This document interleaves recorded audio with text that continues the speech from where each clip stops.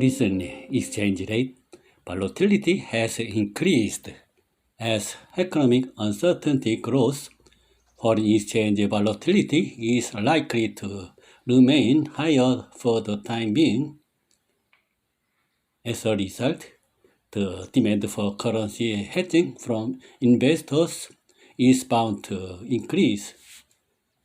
There is a view that the economy will rebound with the Fed policy change in the first quarter of next year, but there are also growing voices predicting an economic recession.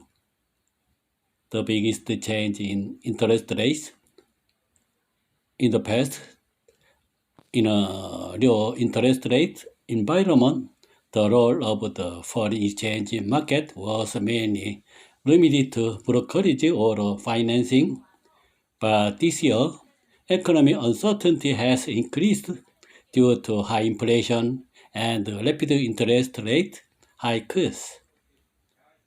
As a result, short-term FX swap transactions for the purpose of currency hedging increased.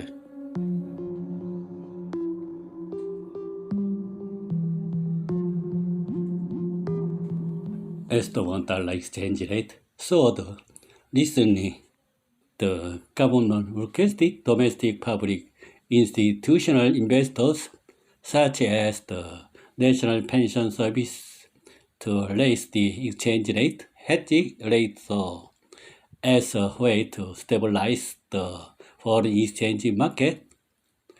The fluctuating rate of the $1 exchange rate fluctuates greatly, and when losses occur due to currency hedging, it is unclear who is responsible. In addition, each institution has different characteristics, so even if it is hedged, there are many concerns about the method, timing, and scale. The costs and risks of currency hedging are not small, so there are many concerns about the scale, method, and timing.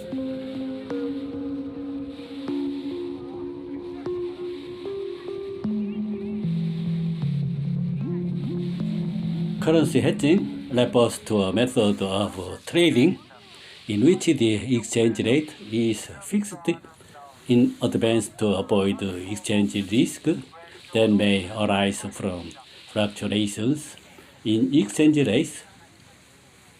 It is to fix the exchange rate in advance to prevent exchange risk that may occur due to exchange rate fluctuations when transacting using a country's currency.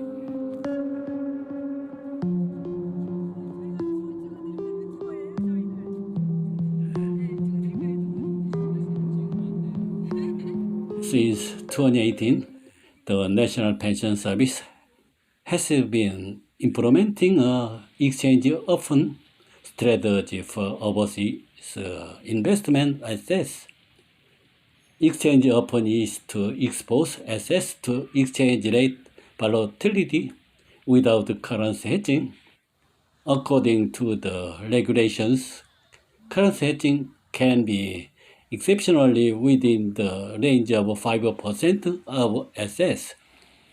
But as the size of overseas investment assets has grown so large, it has not been actively implemented due to problems such as costs. However, it has been pointed out that the National Pension Service has to buy spot dollars from the market when it invests overseas, and this demand causes the exchange rate to rise.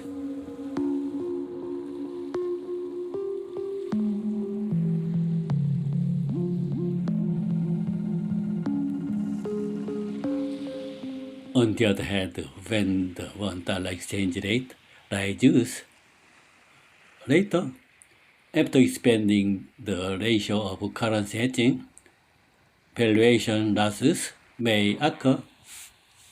although the government has requested an increase in the rate of exchange hedging, in the end, if foreign exchange losses occur and yields decrease, there may be a question of who is responsible. In a situation where market uncertainty has increased, the government is not responsible for it, but it is incomprehensible that it is pursuing a policy of currency hedging as if it is first institutions.